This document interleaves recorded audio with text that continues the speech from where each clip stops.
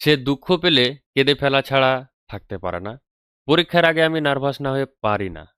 সে দুঃখজনক সিনেমা দেখে কাঁদা ছাড়া থাকতে পারে না। এই সব শব্দগুলোকে আমরা ইংরেজিতে কিভাবে বলবো?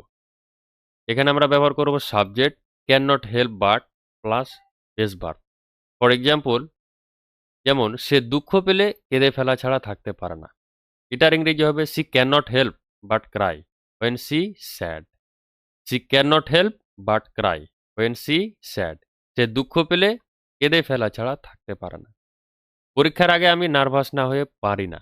I can not help but feel nervous before an exam. I can not help but feel nervous before an exam. That's mean পরীক্ষার আগে আমি নার্ভাস না হয়ে পারি না। সে দুঃখজনক সিনেমা দেখে কাঁদা ছাড়া থাকতে পারে না। She can not help but cry. She can not help but cry when she watches sad movies.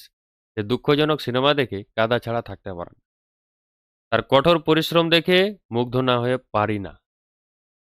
We can not help but admire his hard work.